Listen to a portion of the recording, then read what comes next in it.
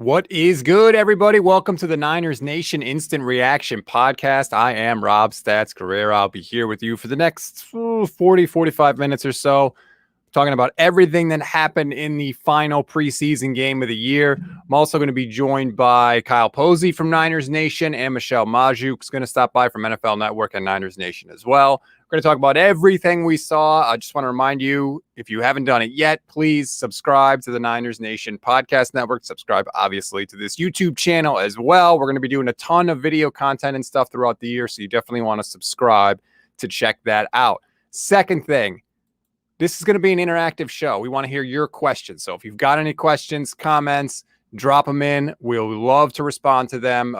If you like what we're saying, hate what we're saying, just want to talk, whatever. Any questions about anything, we want this to be kind of an informal, interactive type of thing. So please feel free to drop those in at any time. In terms of the game tonight, I mean, the first thought I had was this looked as close to what I think we're going to see in the regular season from the 49ers as anything we've seen so far. I mean, with the boot action plays, with the ground game just tearing people up. We actually had the starting offensive line in there, which was nice to see. Trent Williams back. Alex Mack was in there. So we had the starting offensive line in there, and they're going to maul people. Like, I think the 49ers are going to absolutely maul people regardless of the quarterback. And we'll get into that because that has the potential to just absolutely be the story of the day. Like, I think that's going to be the story of the day tomorrow on the national football shows is going to be, oh my God, the 49ers are going to be rotating their quarterbacks. I cannot believe this. Can it really work? Is it a good idea? I think that is going to set the tone nationally, is what the 49ers are doing with their quarterbacks. We'll get to all that, of course. We're going to get to the wide receiver situation, which is a little interesting now because Travis Benjamin had a concussion and he had to leave the game, and he was officially diagnosed with a concussion. So that's a factor. Kyle was clearly trying to get the ball to Jalen Hurd, 1,000%. Like, they featured him early and often. He didn't really blow me away, so we'll talk about that as well. The safety situation was interesting. You had veteran guys and young guys in there all night rotating and kind of playing deep into the game. I don't know that spot for sure belongs to Jaquiski Tartt, so we're going to get to that. It's going to be a great show. So again, please drop us your question and we're happy to answer them. Let's check early on. Oh, yes, I agree. This question from Hindi. Sorry, I don't know the name. I apologize. Ambry Thomas, what the bleep was that duck and cover move? If you didn't see the game, there was a play where the Raiders were in the red zone and they did a short completion to, I think it was a tight end, and he breaks to the outside to try and score. And Ambry Thomas is there and he decides, he makes a business decision, basically. He's just going to try and cut the tight end down, except he basically whiffs and actually ends up stopping other 49ers teammates from getting to the ball carrier, and he goes in for the score. It was ugly. It has not been a good preseason for Ambry Thomas by any stretch of the imagination. He's lucky that Diamador Lenore is playing great, and so that's kind of taken the spotlight off of him. But you're right. He has not been good, and he certainly wasn't good on that play. Here we go. 49er fangirl in Portland. I'm super angry that they replaced the game with the Cowboys game in the Northwest. Yeah, I was seeing that on Twitter. Just full disclosure, I'm in Connecticut, actually. So I was seeing that on Twitter, and then I started getting nervous. Like, are they about to switch this game? My game did not change. I got the whole game on NFL Network, but I did hear that a lot of people say that all of a sudden, bloop, the game just switched off to the different game. So I'm sorry about that. What can I say? The NFL is not exactly generous with some of the stuff they do from a broadcasting perspective. All right, let me get to the quarterback stuff because Kyle Posey is going to join us in a few minutes, and I'm obviously going to want to talk about all that with him as well. The rotation of the quarterbacks. I want to say first, I'll tell you what I thought about this game, and then in general, I'll get to my thoughts. Like, they committed to it in this game. I think Trey Lance was in like the third snap or something like that. It wasn't just red zone. Like, he was coming in from the sideline. And the thing that I did like that they mentioned in the broadcast is that the quarterback that's coming in already has been told to play on the sidelines. So he can come right in and continue the tempo. He doesn't have to then come in, listen in his helmet, then figure out, okay, let me relay the play in the huddle, then go up to the line, make the cadence, and then no, they can keep the speed going because he already knows the play, which I think could be handy in a special, in certain stadiums, especially if you're going to be doing that. Like, it's hard to rotate your quarterbacks in Seattle on the road, but if the guy coming in already knows the play, that might make it easier. So I like that they've put that much thought into it. That was good to see. Trey Lance, basically every time he was in, handed the ball off, almost every time. Early in the game, it was all runs, and it was all handoffs. He was not keeping the ball himself, which I liked. They didn't want to expose him to some hits. But there were multiple plays where Trey handed it off to the running back, but if you looked, the backside of the play was wide open.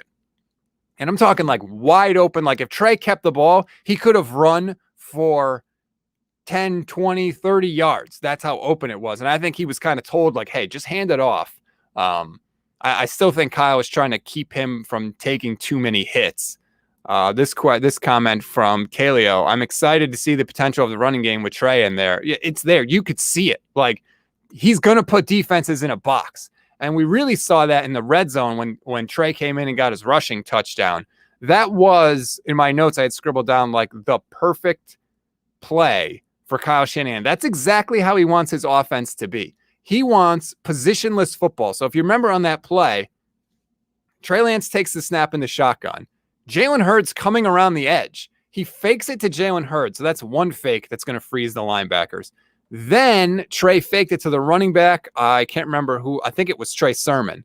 And then he keeps the ball for himself and he runs into the end zone untouched, because the defenders have been absolutely frozen by both of those fakes. And Trey is so fast, he zips around the edge and he gets into the end zone untouched. Like, that is Kyle's dream scenario. It's exactly what he wants. And it worked perfectly. This question from Jeremy: can they both have working headsets, the two quarterbacks? No, not if they're in the game at the same time, I believe. I believe only one player can have the headset in the game at the time. Now, if Jimmy goes out, obviously Trey can have a working headset, but I'm pretty sure the rule is one headset on the field at a time. As a passer, because Trey eventually got in there and Jimmy's night was done after a couple possessions, and then Trey got in there consistently. As a passer, he's still missing some easy throws. His ball placement is not great. I'm just going to say that objectively. And look, if anybody has been following what I've been saying, I've been a hardcore start Trey Lance from day one. He's the guy. That has been my position always, and it still is. But I have to say, like, he is going to have to go through some Josh Allen-like development to get to where he needs to be. There was one play on a third down where Kyle set up a slant for him, and he threw it so high the receiver couldn't. If he got a hand on it, it was just barely. Like, and there was nobody around him. There was no pressure in the pocket like that. An NFL starting quarterback, especially the guy you hope Trey Lance develops into, hits that every single time. Every time. And Jimmy Garoppolo doesn't hit that every time either. I'll say that. But Lance has got to get better at that. Has to absolutely get better at that. What is this question? Aaron Christian Burnman says, your buddy Sims says Lance isn't very fast in the NFL, trying to vindicate himself. He didn't say that to me. By the way, if anybody doesn't know, yes, Chris is my friend. We worked at NBC Sports on Pro Football Talk Live for years. I talked to him when Trey was picked. He didn't say Trey Lance isn't very fast to me. He is very fast, by the way. He's absolutely very fast. So I don't know if maybe he said that on a podcast. I'm not sure. But we actually saw Lance take off and run a couple times in this game, and it just looks so easy for him. It looks so easy. There were so many, I shouldn't say so many. There were a few plays, especially in the 2-minute drill that Lance was running right before the half, which really impressed me, by the way. I was definitely loving the fact that we got to see him do it, because if you remember, he didn't do it that much in college because they were always kicking everybody's ass. So they didn't have to really worry about the 2-minute drill. But to see him in the NFL, he came in especially today. I think there was like a minute and change left. The Niners had all their timeouts, and he goes down the field. He drops back to pass, and if there's pressure, he doesn't freak out like Jimmy Garoppolo and get happy feet and like throw the ball away. He rolls out, extends the play, and he actually ended up picking up, I think, 2 or 3 yards on a couple of scrambles, or he throws the ball away. It was just no panic. It was just, okay, is the play here? There's pressure. Let me extend, keep looking, and okay, maybe I'll try and pick up a few yards. I'll get out of bounds, which, by the way, is key too, or he'll throw it away. Like, There was no negative plays. That was the biggest thing. It's so hard in a 2-minute drill. You get one penalty, you get one loss. It really sets you back. But with Lance in there today, he was fantastic. He handled it perfectly. They got all the way down, and I believe they kicked the field goal with 2 seconds left in the half. Like, that is absolutely perfect clock management there by Trey Lance. This question comes from Ray. How comfortable did Jimmy G look in the pocket? As comfortable or more comfortable than he's looked all preseason. Still not super comfortable. But I think Jimmy looked the best he's looked in the preseason tonight, to be fair. He still missed a couple of throws, but I thought he just generally looked more comfortable. He had a couple of good throws on some passes outside the hashes, which is pretty rare for him. Especially last year, I feel like they never even called him those passes for him. So he looked better for sure. I still think that Trey should be the starter, but Jimmy was 4 of 7 for 64 yards, also had the rushing touchdown, which, by the way, I mean, if you're Jimmy Garoppolo, right, you're doing everything you can to hang on to your spot with the 49ers. You get on the goal line in the first touchdown drive of the game. It's a play action boot, and he just decides, screw it. I'm tucking it, and I'm running this thing in. And he does, and he puts his head down right at the goal line and dives into the end zone. Took a big hit. And look, yeah, he was obviously okay. They scored. Everything was happy. I'm stunned that Garoppolo put himself in that kind of danger, right? Because if you're Jimmy Garoppolo and you go out and you get injured, and Trey Lance comes in and he starts kicking butt, like, you're not getting your spot back, because Kyle's not going to go from Trey Lance doing everything right, kicking butt, and then all of a sudden, oh, Jimmy Garoppolo is back healthy now, and we're going to put Jimmy back in the game. So I was surprised to see him take that risk, because if he got hurt, that could have been the end of Jimmy Garoppolo's career with the 49ers. So it was interesting. But Jimmy actually was exposed a couple of times. He had a QB sneak later in the game where he took another shot. He's so good at those QB sneaks. I have to give him credit. If I can give Jimmy Garoppolo credit for anything, damn with the QB sneaks. He's pretty good. But that was the most comfortable that Jimmy looked for sure. I thought the broadcasters, and I get it, it's Papa, it's Tim Ryan, and they work for the 49ers, but they were going on and on about how gracious Jimmy Garoppolo is and how nice it was that he wasn't getting too mad about the fact that they were rotating quarterbacks. And I was going to let Kyle Posey say this, but he's taking care of a couple things before he hops in with us.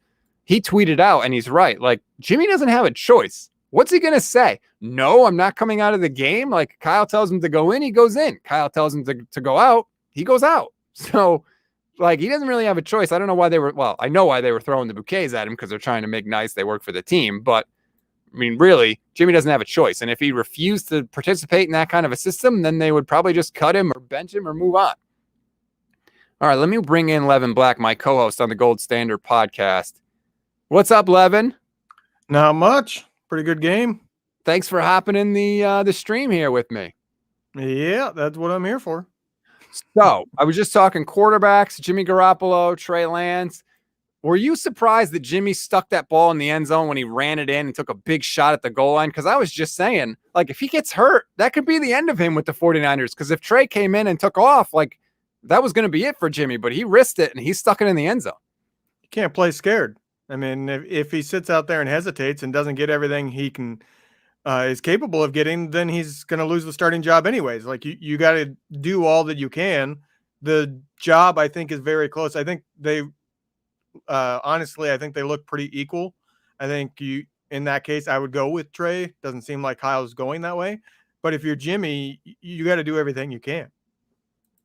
I love this comment from Aaron. As soon as you joined, Levin Black, the human wet blanket. Nice to see you, Aaron. A+ by you. Although I have to say, so far you're pretty positive. So I can't call you a wet blanket right now. Well, wait until we get to some of the other topics. I'm sure I won't stay positive. All right. Well, what did you think of Lance? Because what I said was, you know, he handed the ball off a lot when they were rotating in with Jimmy. But then once it was his show, he does not have the greatest ball placement, man. Like, he is pretty inaccurate on some passes that he should really nail. Yeah, it's pretty much been the same thing, I think, all three preseason games. He looked a little bit more polished in 2 and 3 than he did 1, but I kind of chalked that up to jitters of his first game. but really it's somebody that flashes phenomenal talent. His athletic ability obviously shows up, but so does his inconsistency with accuracy, which would have to be very frustrating for Kyle. But that's not to say that Jimmy doesn't also demonstrate that sometimes too. That's fair. Josh Lawrence says, agreed. I feel like he needs more reps for sure. And we all knew that. That's part of the reason why I want him to start, is that so he gets those reps. But I did say, too, the touchdown that Trey Lance ran in, like, that's Kyle's dream offense, right? Jalen Hurd comes around. They fake to him. They fake to Sermon. Lance keeps it and runs it in untouched. Like, that is exactly, the visions that Kyle was having in his head before the draft when he was dreaming of getting a mobile quarterback. Yeah, but at the same time, Kyle needs to pick. Like this whole 2 quarterback thing is not going to work. It has never worked in the NFL. It's different if they have very clearly defined roles. Like, okay, if you get in the red zone, Trey's going to take over, which I still wouldn't understand. We've talked about that on our own podcast, that if you can do it in the red zone, you can do it everywhere. But if it's a clearly defined role, that's a little different. But he was subbing them in and out, each play. That's crazy. Not going to work. You can't do that. I've said this on our podcast too. Like, sometimes announcers like to say, oh, so-and-so is a rhythm quarterback. Every single quarterback in the NFL, in college football, is a rhythm quarterback. It takes time. You have to get comfortable. You tend to settle into a game. Everybody is that way. Aaron Rodgers is still that way. Tom Brady is still that way. Everybody is that way. And that's why a 2-quarterback system doesn't work if it's constantly subbing out. If it's just Trey Lance coming in every so often to maybe run an option play or a play action that everybody thought was going to be the run, and then suddenly he can pass, right? That's different if it's just a couple of plays a game. But what we've seen, especially in this preseason game, I don't like, and I don't think it's going to succeed. And I think it is really mind-bogglingly questionable and frustrating that Kyle thinks he can do it. So we ran a poll at NN Podcast, the Niners Nation Podcast Twitter handle. Do you think alternating quarterbacks in a true 2-quarterback manner can work in the NFL? The votes are in. 59% of the voters say no. They don't think it could work, which I'm surprised at because, for this game, Levin, it was successful. Like, it worked for the 49ers. So I would think that people would kind of like be a little bit biased. Hey, we just saw it work. And plus, you got the adrenaline going, the good vibes are going, they're kicking butt in the game. But no, people seem skeptical like you and me. Well, I think everybody knows there's a huge caveat to this game. And it's the Raiders, who have one of the, I would consider, worst defenses in the league. And it was mostly their backups on top of that. Right from the start. They didn't play too many of their starters on defense.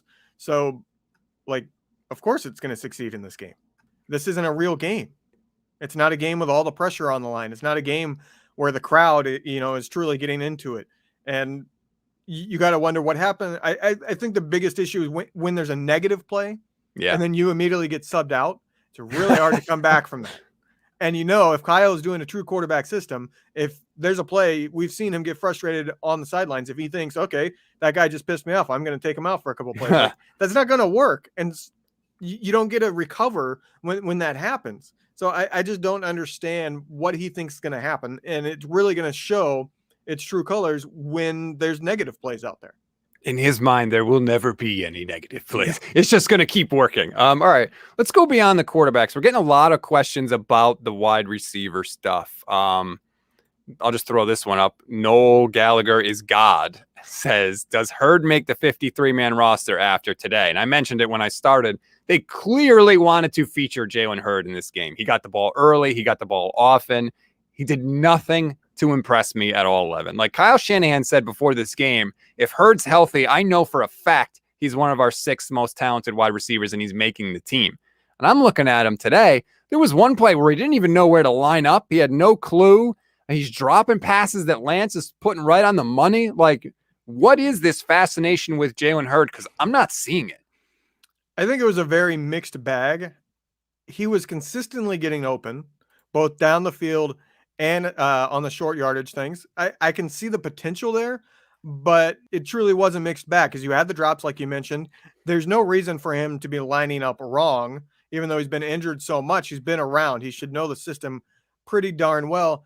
And if I'm being honest, one of the things that really bothered me was his body language. And I don't know if that's just him and it doesn't come out well, but it almost reminded me of Dante Pettis' body language, where he Oh, seems like a no. guy who's in his own head and he thinks like, this is my only chance. I got to do something with it. You know what I mean? Like, it just seemed like after every play, his head was down. I didn't like his body language. He wasn't energetic. Like I said, maybe that's just him and Kyle knows different, but just from watching it on TV, I really didn't like the body language. And you top that off with the mixed bag, it's questionable. Yeah, I didn't see what was so overwhelming that they're willing to wait. Don't forget, this is year 3 for Jalen Hurd. He's had 2 major injuries. This is year 3, and Kyle's just kind of like handing him a spot, like, here you go. I was amazed. The official numbers, by the way, 4 catches, 25 yards. He had 2 drops, and he also had 1 carry for 2 yards. Yeah, okay, like, and maybe I'm putting too much on the guy because there was a lot of buildup. You know, he was hurt earlier this preseason, so we didn't get to see it. So I was, expecting him to like go nuts. But like Trent Sherfield immediately got in the game this preseason, and we are hearing all these good things about him. And the first thing he does is catch an 80-yard bomb for a touchdown from Lance. Like, he didn't have any trouble living up to the expectations. I don't know. I think the question becomes, who are you going to keep in favor of Hurd, and what would they contribute? Now, one thing that kind of was head scratching to me, I didn't really see Jalen Hurd contributing to special teams. And if he's going to be towards the end of the depth chart, you would think he has to contribute on special teams. But that really is the question to me. Who are you going to keep that would be more worthwhile than Hurd? And to me, that's why I think he probably does get kept. It's because if you're looking at your 5th and 6th string wide receivers, if one of them can at least consistently get open as a wide receiver, Right. if you need to use him, I mean, that's all you can ask for. So if that's the case, then I think he's probably going to be kept. I really wonder how far down he is on that depth chart, though, because he wasn't in special teams. Yeah, that's a fair point. Nick Ellert says Hurd and Jennings' ability to do gadget stuff makes them valuable and lets Debo just be a wide receiver more often, which might be true, but I think like part of Debo's value is all the gadget stuff. If you take Debo as a pure wide receiver, and thanks for the question, Nick, he's okay, but he doesn't like blow my doors off. It's the fact that he can be a decent wide receiver and do all the gadget stuff that really gives him value. Yeah. I mean, you're taking away what is most valuable about Debo. What's most valuable about him is after the catch and the gadget plays, get the ball in his hands. I mean, he had those runs in the Super Bowl. He's had screen passes turn into big gains. That is what he is and what makes him a quality wide receiver. If you make him just a wide receiver, you're getting a somewhat limited wide receiver. He's good on short routes, and that's about it. He is not very good getting down the field.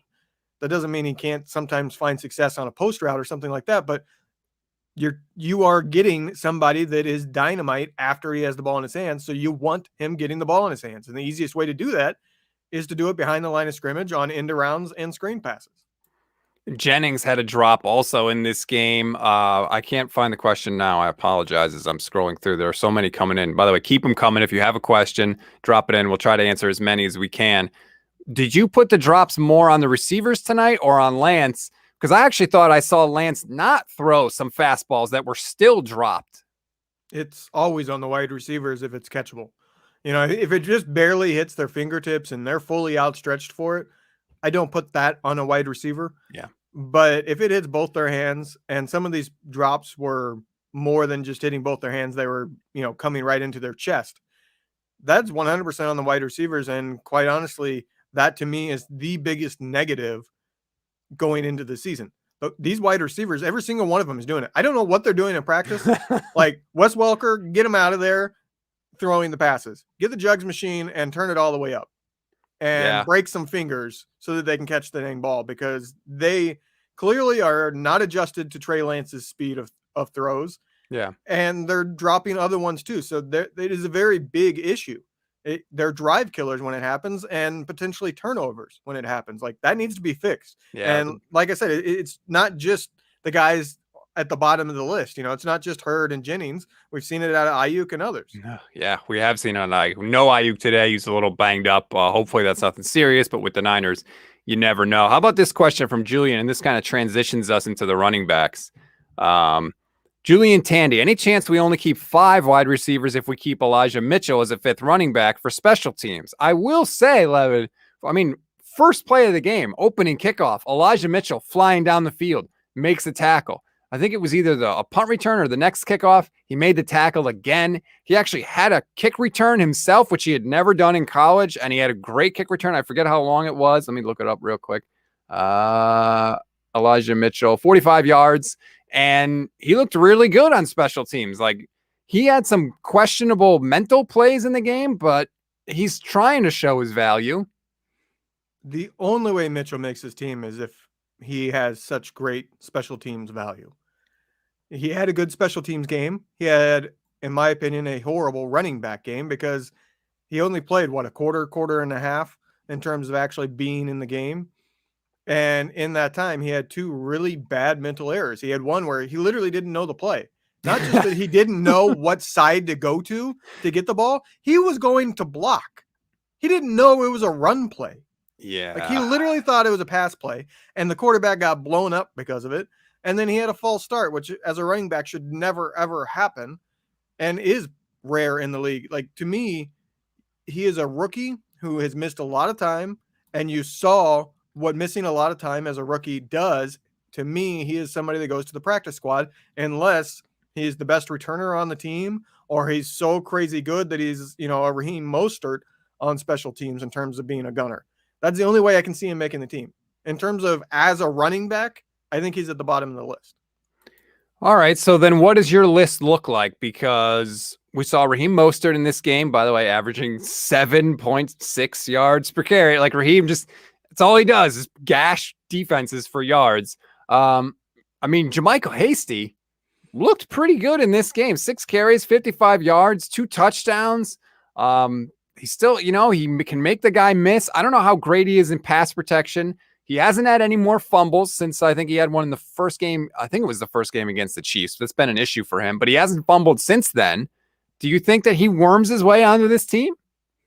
I think as it sits now, he probably does. But, Kyle's made a big thing about how he doesn't really get anything out of the preseason games. So the amount we're going to see is only a small fraction of what he's seen in practice. And this is something I think is, of all the positions out there, I think this is the one that's going to be decided in the next 2 weeks in practice by far. Which running back ends up getting cut? And it's going to be about practice. Practice fumbles is going to be a big thing. And they're things that we don't get to see because practices are closed to the media and fans now. So it's going to be a decision that doesn't really have a whole lot to do with what we saw tonight, in my opinion. But Hasty looked really good running, very shifty. You have Gallman, who is by far the best blocking back on the team. Yes. And to me, he is the safest runner. You know what I mean? He's just a no-nonsense, goes and gets 5 yards every time. And then you have Sermon, who seems to be kind of in between, clearly the number 2 back. In every game, he's been utilized as if he's number 2 in the depth chart. And then way above everybody else, in my opinion, is Raheem Mostert. He is very clearly the best runner on the team. He's likely the best receiver. We haven't really gotten to see the other running backs in the receiving game a whole lot, but we know Mostert is quite good there. To me, it is, if Mostert is healthy, he is somebody that should be pretty close to a bell cow. He should be in almost every single play. But out of the other guys, I think it's between McHasty, Gallman, and Mitchell. And to me, Mitchell's behind right now. Now he has 2 weeks to catch up. Yeah. But he's behind, and I think that's a lot to do with the fact that he's a rookie who's missed, half the time due to injury? Yeah, that abductor injury. That's not a fun one. Trey Sermon looked a lot better tonight, which I was really happy to see because I was kind of disappointed the first time we saw him. And he was actually specifically shouted out by offensive coordinator Mike McDaniel earlier this week, who said, hey, it's an adjustment. And basically, they've been really pounding it into his head. One cut and go. And we saw that from him tonight. He runs hard, Levin. I really like him as the relief for Raheem Mostert. You got Mostert in there flying around. And then when everybody's all tired from chasing him, you bring in Trey Sermon, who's just going to grind people into the dirt. He looked really, really good. He ended up 7 for 37, which is almost 5.5 yards a carry. My thought overarching for this game was it's all kind of coming together for the 49ers. It's all sort of happening almost like they drew it up. Right. The running back depth is phenomenal. All of them can succeed. This scheme obviously helps a lot. Put these guys on a mediocre run game. Who knows what they would actually end up looking like? But other than Gallman, who we saw with the Giants last year do quite well, we don't really know what they would do in other systems. But for this system, they're all successful. And I think whichever one ends up cut would still be somebody that could have done something with this team if he was given an opportunity. It's almost like the Jeff Wilson scenario that we've seen over the last couple of years, where Jeff Wilson was cut and was put on the practice squad. And then when his name was called, because there were so many injuries multiple times, he came in and was a touchdown machine. And it's a shame that he's hurt right now, because he would probably be the number 2, maybe the number 3 with this team. But it just goes to show you that there's a lot of depth there. And if you cut one guy and another team decides to pick him up and you can't get him on the practice squad, what are you really losing? Because you have so many other guys. That's fair. That's fair. I'm just looking at some of the comments that are coming in. How about this one? I like this question. I can't even begin to pronounce. Dustish man. I'm sorry. I'm terrible at reading names. Do you think we can have a better? Well, go ahead. It's probably Edu Tishman. Right, Edu Tishman. Yeah. How crazy of me not to see that immediately. See, I'm good with names now. Yeah. Oh, yeah. That's true. What alternate universe have we gone in? Do you think we can have a better defense than 2 years ago? On paper, it seems better. I see much depth. Hell yeah, there's much depth. This defensive line, and look, I know the Raiders didn't dress a lot of people. They kind of, they treated it as the final preseason game. That's fine. But we saw it this game 11. We saw it against the Chargers game. The 49ers defensive line moves the line of scrimmage. They're in the backfield constantly, and it's awesome. And I think it is deeper than 2019. Yeah, I mean, we haven't even seen Nick Bosa yet. Right. He literally hasn't played, and every single person with the Niners is saying Bosa's even better than he was in 2019. Yep. And, I said on our last podcast that Bosa was a legitimate defensive MVP candidate as a rookie, should have gotten more consideration. So if he's even better, he's got to be one of the leading candidates for defensive MVP. And then you got more depth because, in 2019, it was him and D Ford, and that was your pass rush from the outside. Armstead got 10.5 sacks, but he was getting a lot of them from the inside when he would slide inside on passing downs. But now you got Abukum behind them. You got a lot more depth on the outside than what they had in 2019. I think the inside has got just as much depth, if not more. And then you look at Fred Warner. Fred Warner was just emerging in 2019, whereas now I think he's almost unquestionable best linebacker in the league. I think he would win that vote in a pretty sizable way. The secondary, you could make a case the secondary is worse because the corners are probably a little bit of a step down, but I think the safeties are probably better. So it kind of makes up the secondary being to an equal level of 2019. I do think that you could see this defense be even better than 2019 statistically, and I think you could see that with the offense too. I'm so excited when we actually get to see everybody on the field. I think we've seen too this preseason, D'Amico Ryans is going to send some people. And you mentioned that too, because I talked about how I think he blitzed or I should say Robert Saleh blitzed the 8th most of any defensive coordinator last year. And you pointed out immediately, if you send one extra dude, it's a blitz, but you can also send more than one extra guy. And D'Amico Ryans, when he decides he's going for it, he goes for it. And I think we're going to see that a lot, especially like you were talking about when you get all the horses in there.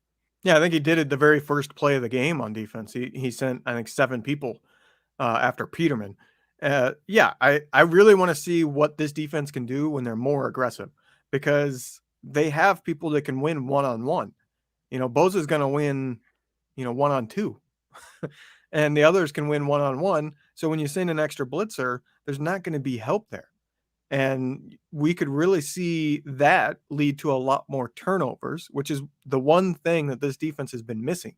They're not a big turnover defense. So getting those blitzes can make quarterbacks hurry even more and maybe lead to more turnovers, which would be huge. That would be massive, because that's giving the offense even more attempts, giving Kyle Shanahan more plays in a game. I agree. It's the team is set up to work together. The team is set up to pound the ball on the ground. Now, I guess they're going to be rotating the quarterbacks in and out.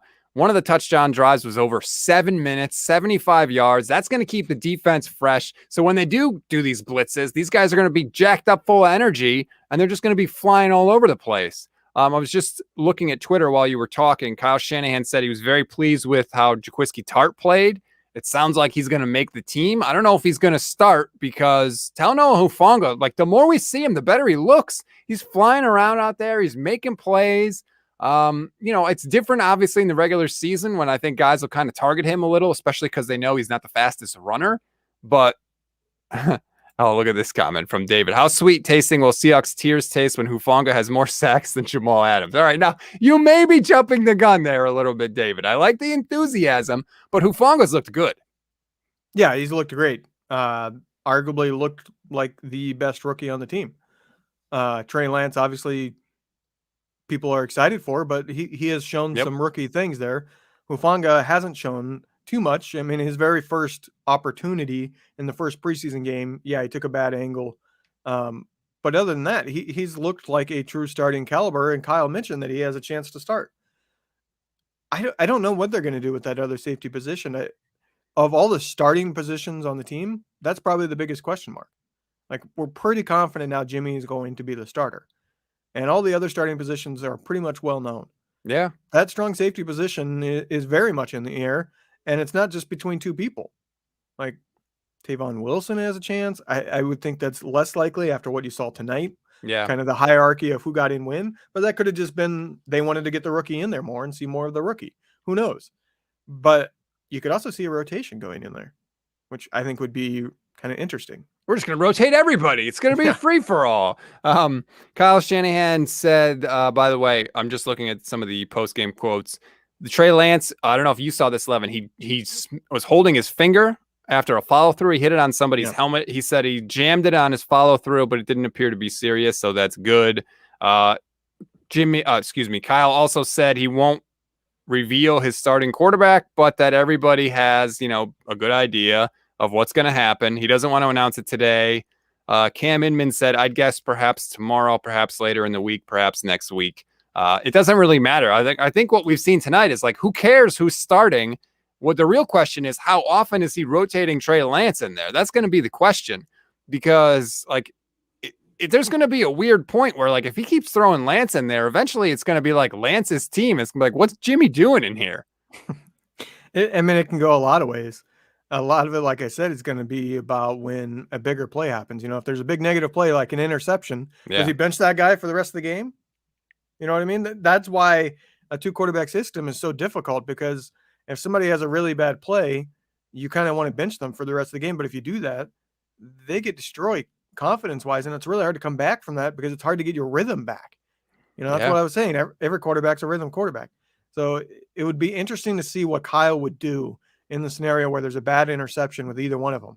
Because if you just bench them for the rest of the game, that's just really not smart if you're wanting to then count on them the next game.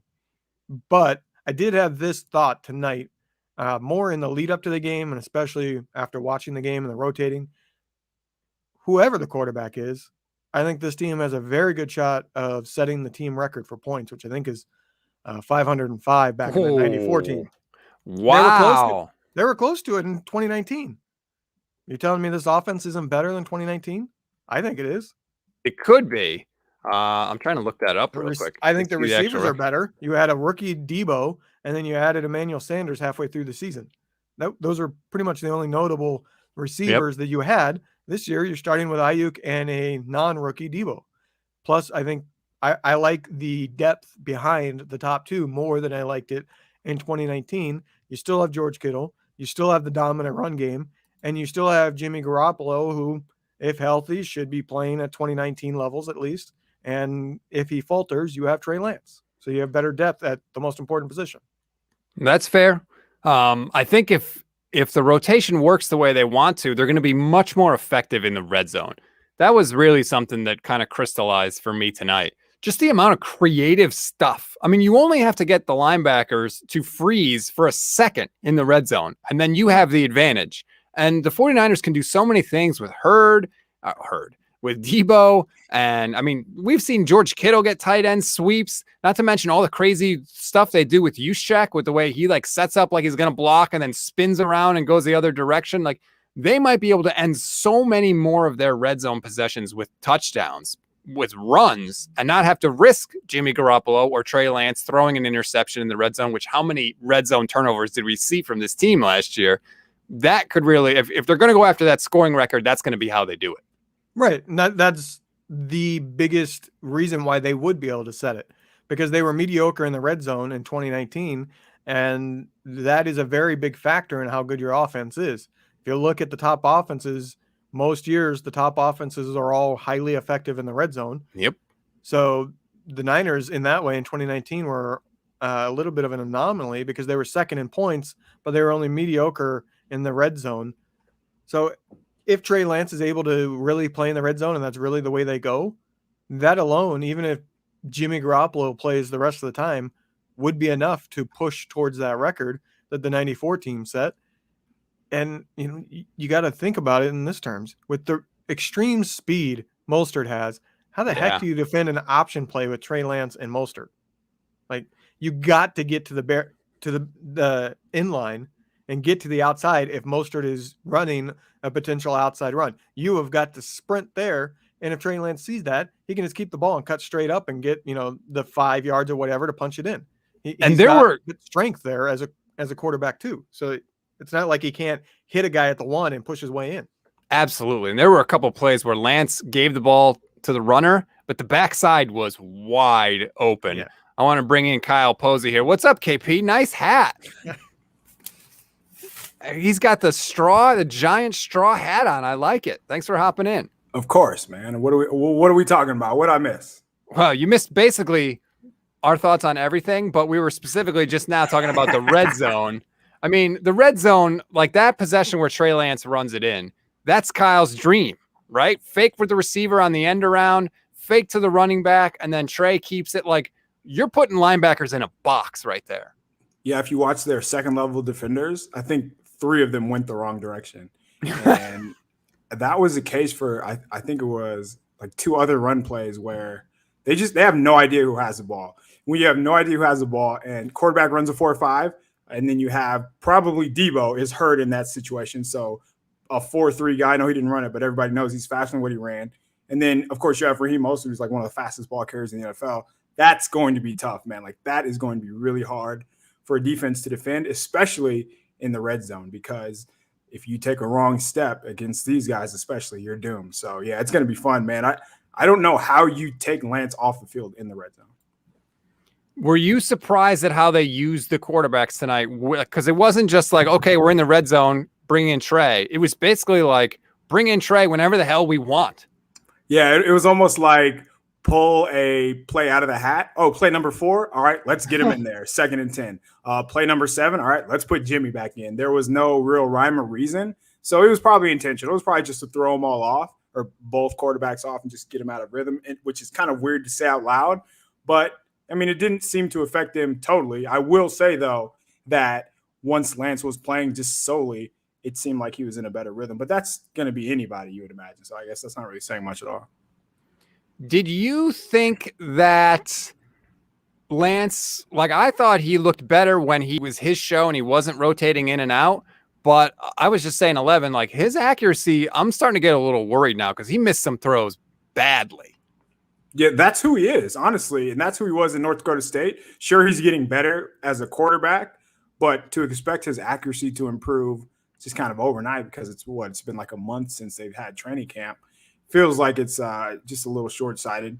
So, yeah, sure. I mean, there's plenty of reason to be worried, but his accuracy among all the top 4 quarterbacks who, outside of, I guess, even 5, if you want to include Trevor Lawrence, like, it was the clear-cut worst, and it wasn't particularly close. So we shouldn't really be surprised by this because this is who he is. I imagine Shanahan's just going to live with the occasional miss when he's giving you an opportunity, like the Hurd drop, like the Travis Benjamin DPI, that we probably don't see from number 10. Yeah. The one thing I did like about it, and thanks to Levin for hopping in, appreciate him jumping on, is the one thing I liked was that they give the play to the quarterback coming in, like Kyle just tells him on the sideline. And then so he just runs right in. He doesn't have to like hear it in his helmet as he's coming in and then relay it in the huddle. Like it's going to make everything easier if they really do want to go to a rotation like they did tonight. Yeah, I'm not sure. I don't know. I guess the real question is why? Why would you do that? What is the benefit?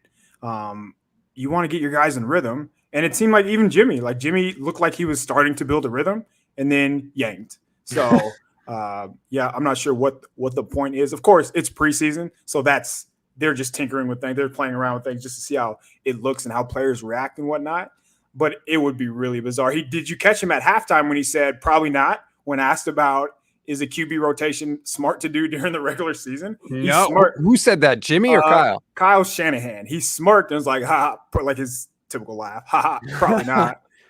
So, yeah, that makes me think that, the Lions are just going to have to over-prepare for something that's not going to happen. Well, because I was saying when I came on initially, like what the Niners did tonight with that rotation, that's going to be what the national media is talking about tomorrow when they talk about what happened this week in the preseason, because they're going to be like, holy crap, can they do it? How do you prepare for it? Like that is going to be a huge national narrative this week. Yeah, and that's going to be an entire team period, I imagine, for the Detroit Lions defense that they have to prepare for. And then they're going to roll out week 1, and Jimmy's going to play like the first 4 series. So great job, Detroit. Yeah, it's good coaching for Shanahan. And, first of all, the Raiders, seemed like their second and third team on that. Yeah. So, I mean, there wasn't really anything to gain, which is why Trent Williams, George Kittle, Alex Mack, they each played 1 series. There's really no reason for them to play. I ran through a bunch of the bigger questions with Levin, but I want to get your take on him as well. Jalen Hurd, clearly they tried to feature him. I didn't see anything that really blew me away to justify Kyle's love for this guy. What did you think? Do you think he's on the team? Yeah, and it's because of the last thing you said. If he loves somebody, he's going to keep him. Yep. I think he has a tendency to have blinders, which every coach does. But he has a soft spot for Hurd just because of his mentality, just because of what he can do for him, just because he can run the ball and he can be that big slot over the middle. But as we saw, I mean, if you're not making those tough catches, what are you really bringing to the table? It seemed like the plays that Hurd was open, and even when Lance did not hit him, that essentially anybody could do that. He was just schemed open. It wasn't really something that, Hurd did on his own. But I mean, he's a big guy. He can run. You can give him the jet sweep, especially near the red zone, near the goal line. So, I mean, it gives them an option that they don't have because he is a much better runner than Juwan Jennings and probably anybody outside of Ayuk and Samuel for the wide receiver. So I can see why, Shanahan wants Hurd to be the guy that he drafted him to be, but it's going to be a work in progress. I just wonder, if he's going to, because he's going to be the 6th receiver or 5th receiver of that, but if that's the case, like when are you going to feature him during the game? Like what is his role going to be on offense? You're not going to draw up a play for Hurd based on the Hurd that we've seen during the preseason. And obviously this was the only example for the majority of people, but you're not going to take the ball away from Ayuk. You're not going to take the ball away from Debo. You're not going to take the ball away from Kittle to give Hurd a touch. Sherfield seems like the guy that they need to be freaking featuring, honestly. Right. He's really, really good. What about the running back position? I thought Jermichael Hasty looked pretty good. We haven't seen the fumbling issues that have come up. I mean, he certainly made his case tonight to make the team.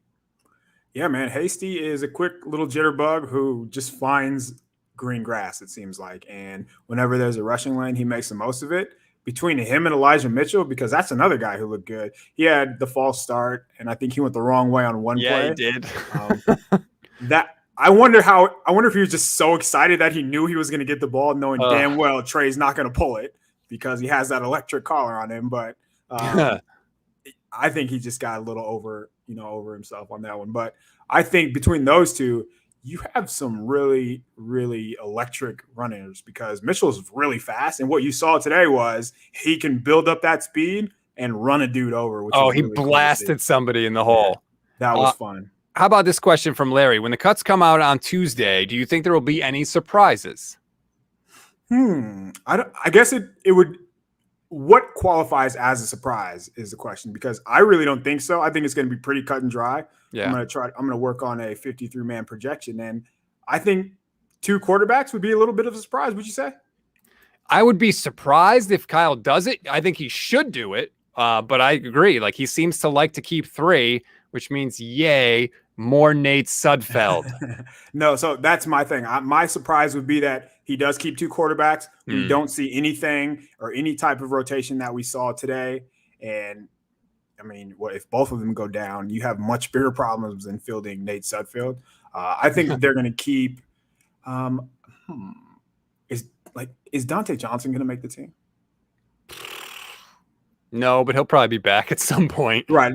That's a dumb question. Yeah, it doesn't matter because on September 16th, he'll be back. So somebody will get hurt. Right. Right. How about this? Because you talked about this player. This question from Julian. Despite the interception, I don't think Clinton Dix looked good in coverage. Does he make the team? You had said previously, like, he was not looking really good. He did have the pick tonight. What do you think?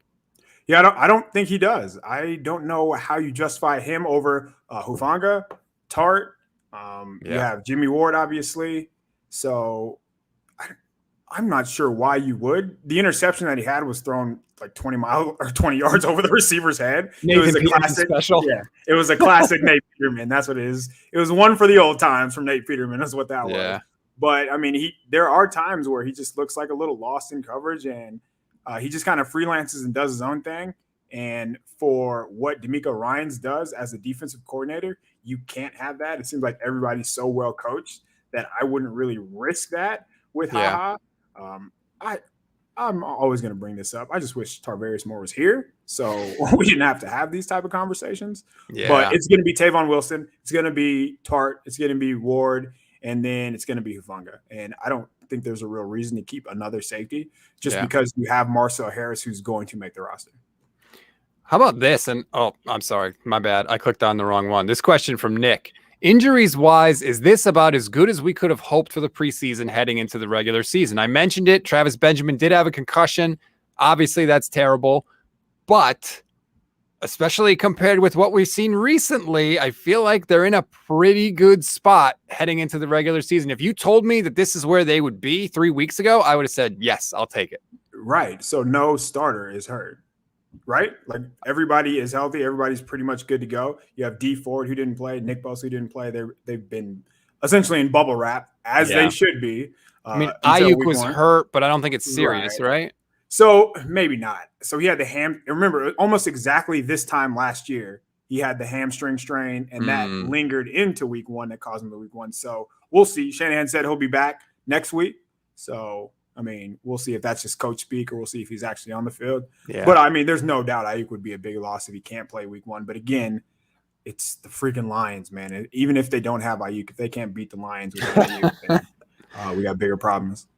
Oh, I'm just throwing this out to cause trouble. Paul Perryman, any chance they trade Jimmy Garoppolo before the opener? He left on a great note. If so, they'd have to get a backup in return unless we pick up Nick Mullins. Paul, what are you trying to do, man? What are you trying to do to us right here?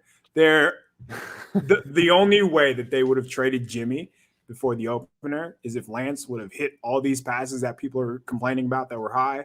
If he would have just if he would have just made it a no contest, no decision that, there's no denying that he gives the 49ers the best chance, and it would be objective across the board. You would see nobody comment like, no, what do you mean? It'd be hands down, he would be the guy. So if that were to happen, or if there would have been a significant quarterback injury where somebody from another team would come calling, and neither of those things happened. So Jimmy's going to be on the team, and Kyle Shanahan's probably going to name him the starter sooner than later. And if he doesn't, then he's just a master troll. So yeah, I think he kind of likes doing that. All right, we've been on here for about an hour. So before we wrap up, I would just want to give you the opportunity. Was there anything else that jumped out from you tonight that you want to mention before we go? Defensive line again. That's what I said. They're unbelievable, KP.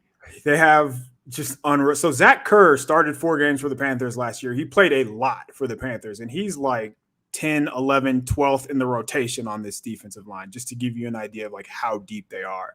They are loaded. And I think another part of the defense that stood out is just they have a track team, man. Everybody flies around, and you can see it. They're just so well coached that they don't make mistakes. The one play early on, the slot fade that Lenore gave up. Yep. you'll live with that. Like, that's not sustainable. If somebody's going to beat you on slot fades 27 yards down the field over and over and over, you'll take that, because outside of that, there was really nothing doing until like the fourth quarter when, the game didn't matter anymore. But yeah, I think the defense is going to be better than I anticipated. I think Ryan's style of play calling is best suited because it just makes the defense so much more aggressive. Where I think Saleh was starting to trend that way, but they were still a little passive as far as, sitting back in zone. And just when you don't blitz, you have help, you have guys next to you that you don't have to, I don't want to see be on your toes as much, but when you don't have to worry about that, when you only have one man to cover, you're locked in all the way. And of course, the pass rush is going to make a big difference. So I think this defense is going to be, again, whenever we talk about the defense, people say 2019, here we come. Like that's not fair. That's right. Not real life. Just be better than last year, because they were really freaking good last year. If the defense is better than last year, then that would be really impressive. So I'm just excited to see how he uses Ford and Bosa, and then just them kicking people in the teeth essentially all game. Are they you think they move one of these D linemen? Lynch went on KMBR this week and said, hey, a lot of people are calling. I don't know who they're going to have to cut or how many they're planning on keeping. Do you think we see a trade? Because God knows they could use a draft pick. Yeah, they could. But who are you going to trade, I think, is a real question. So there's guys that maybe are buried on the depth chart, like a Kevin Givens, but he's been in the league like 1 or 2 years. So you don't want to trade your young guys because they can go blossom somewhere else. And again, we are talking about the 49ers. They are one injury away from not having any defensive depth. So I'm not budging, or I'm not moving any of these guys, man. I think you can make an argument that all of these guys should play. And when you can make that type of argument, then there's no point. And again, you have to think a lot of these guys are on 1-year deals too. That's a good point. Yeah. Well, I mean, like I said, if I knew this is where they were going to be after 3 weeks, I would be pretty happy. I wish Trey was the starting quarterback, but that's not happening, at least right away. But right now, the 49ers look to be in a pretty good spot. All the preseason games are done. We're almost there. Record prediction before we get out of here. Oh. Based on everything you've seen during the preseason, which definitely matters and should influence your decision. I said earlier this offseason, because Michelle made me make a prediction on her podcast. I said 11. So what is that now? 11-6. After watching the preseason, I'm going to put it right there, because I think that they could lose to anybody, especially the more Jimmy plays. So I think they might lose a game they should win. Like, Michelle is convinced that they're going to lose the Eagles game in week 2. But I also terrible. I know she's high on them. But I also think that they could beat anybody. Right. So like, I think they'll probably lose a game they should have win, and win a game you might have thought they were going to lose. So I think I'll stick with 11. What about you? Same. And I had them winning 11 games. I still think that's the case. That's not going to be the best case scenario, obviously, because they have a last place schedule, and they are really going to benefit from that. Yes. Especially early on in the season. I just think that they're going to win 11. It's the NFL, man. They're going to get every team's best shot. Everybody's going to want to come for Trey Lance and Jimmy Garoppolo, because they're going to be on TV every week, and we're always going to be discussing who plays. So I think they're going to get every team's best shot. And with that in mind, they're inevitably going to lose a game that they shouldn't. Think 2019 when they lost to the Falcons. Like, perhaps there's going to be a guy who goes down who is important, and that's going to cost them a game. It's probably not going to matter in the grand scheme of things, but I think 11 wins. And if you're mad about an 11-win season, I'm not sure what we're doing here. Right. By the way, week 15, Atlanta, again, coming to Levi's late in the year. Like, I feel like they always play the Falcons at home late in the year, and usually it's like a tougher game than you feel like it should be. Watch them win 12 or 13 games and lose to the Texans. Oh God, don't even joke about it. They got to play Tennessee on a short week before that. I hate that spot. Christmas. But yeah, it's going to be, I think it's going to be a fun year. I think that this team is more built to sustain injuries than any team we've seen in the Shanahan era. And God, could we just get a little bit of luck on that side one time and see what we actually have here? But Julian says the Vegas over-under for the Niners is still 10.5. I would take the over and feel really good. Yeah. Over. If they win 10 games, they probably suffered more injuries than we anticipated. Yeah. And the growing pains from either Jimmy or Trey were greater than we anticipated. And there's more variance than we thought on the defensive side of the ball, too. By the way, last I checked with Michelle on Friday, Trey Lance was plus 1,600, I think, to win Rookie of the Year. I mean, it's not a crazy bet. Yeah. So obviously he's going to be in a great situation, which that's how you make those type of bets. Like, who's going to be surrounded by the most talent? And I don't know who has a better argument than that guy. And Justin Fields is going to be on the bench because Chicago are idiots. So there you go. All right, KP, thank you very much. Thanks, everybody, for watching. If you haven't done it already, subscribe to the Niners Nation YouTube page. Also, subscribe to the Niners Nation podcast feed. Subscribe everywhere, damn it. You don't want to miss anything. Enjoy the time off now. Get all your crap done because Sundays in the fall are going to be taken up by football. KP, thanks to you. Have a good night, everybody.